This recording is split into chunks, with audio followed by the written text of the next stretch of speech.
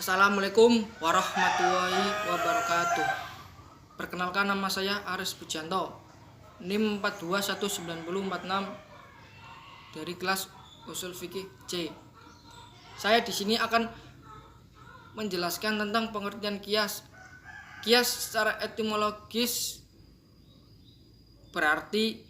artinya mengukur, membandingkan sesuatu dengan yang semisalnya. Kalau seseorang yang berbahasa Arab mengatakan saya mengukur pakaian itu dengan hasta.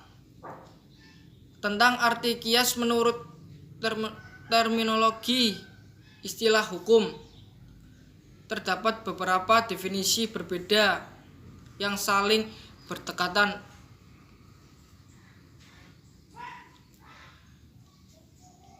Dan di sini saya akan menjelaskan tentang pembagian kias. Kias dapat dibagi menjadi 3 macam, yaitu 1. Kias ilat, ialah kias yang mempersamakan asal dengan far'u karena keduanya mempunyai persamaan ilat. 2. Kias ialah kias yang ilatnya tidak disebut tetapi merupakan petunjuk yang menunjukkan adanya ilat untuk menetapkan sesuatu hukum dari suatu peristiwa. 3. Kias sibih. Kias sibih adalah kias yang far'u, dapat dikiaskan kepada 2 asal atau lebih, tetapi diambil asal yang lebih banyak persamaan dengan far'u. Ada 5 metode kias. 1. Ikhala, 2. Sabah, dan 3. Sarf, dan 4. Tard. Dari uraian tentang definisi kias tersebut dapat diketahui hakikat kias, yaitu 1. Ada 2 kasus yang mempunyai ilat yang sama. 2. 1 di antara 2 kasus yang bersamaan.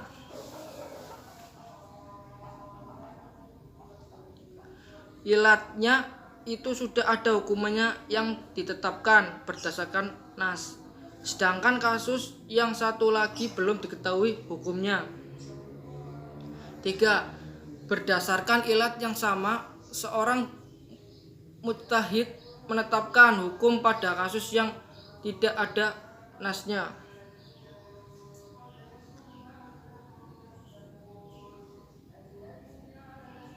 Hubungan ilat dengan hukum munasib. 1. Pantas atau sesuai menurut adat. 2. Mendatangkan manfaat. 3. Mudah diterima akal. 4. Sifat zikir yang terukur, sehingga dalam penetapan hukum akan tercapai apa yang patut menjadi tujuan ditetapkan hukum.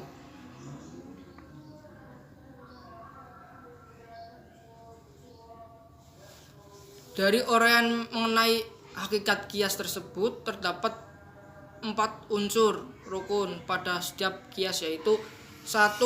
Suatu wadah atau hal yang telah ditetapkan sendiri hukumnya oleh pembuat hukum,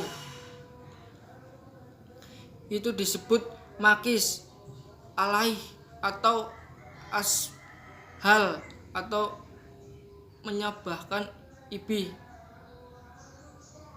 2. Suatu wadah atau hal yang belum ditemukan hukum secara jelas.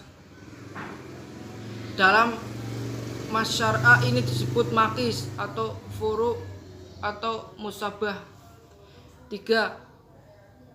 Hukum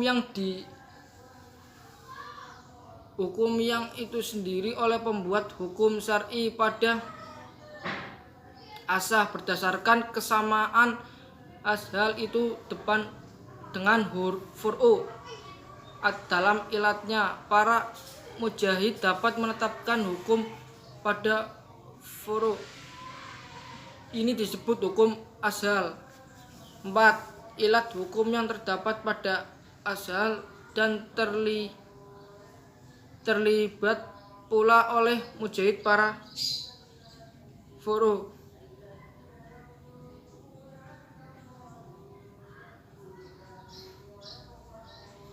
Macam-macam ilat. 1. Hakiki, bisa dicapai akal. 2. Visi bisa diamati dengan panca indera. 3. Urfi, tidak bisa diukur. Keempat, lughawi, diketahui karena penamaannya. 5. Syar'i. 6. Sifat murakab, sifat yang menjadikan adanya hukum. Fungsi ilat. 1. Penyebab penetap al-mutsbitah. 2. Penolak. 3. Pencabut. Dan 4. Penolak dan pencabut. Syarat-syarat kias. 1. Makis alaih, tempat mengkiaskan suatu keadaan. 2. Makis, sesuatu yang akan disamakan hukumnya dengan asal. 3. Ilat. 3. Hukum asal, hukum yang terdapat pada suatu wadah makis alaih yang ditetapkan hukumnya berdasarkan, dan hukum itu pula yang akan diberlakukan pada furu'. 4. Ilat, salah satu unsur kias, bahkan merupakan unsur terpenting, karena adanya ilat itulah yang menentukan adanya kias.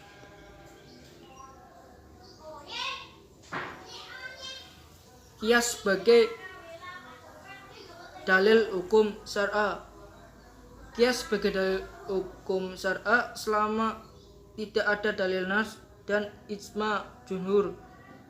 2. Menggunakan kias secara luas dan mudah. Dalam penerima kias ada 3 surat, yaitu surat Yasin ayat 78 sampai 79, 2 surat Al-Has ayat 2, dan surat An-Nisa ayat 59. Menolak kias secara mutlak, dalil dan Syiah Imamiyah. Dalam penolak kias di dalam surat Yusuf ayat 11 dan surat An-Nahl ayat 66. Sekian dari saya, berikut presentasi yang saya sampaikan. Kurang lebihnya mohon maaf. Wassalamualaikum warahmatullahi wabarakatuh.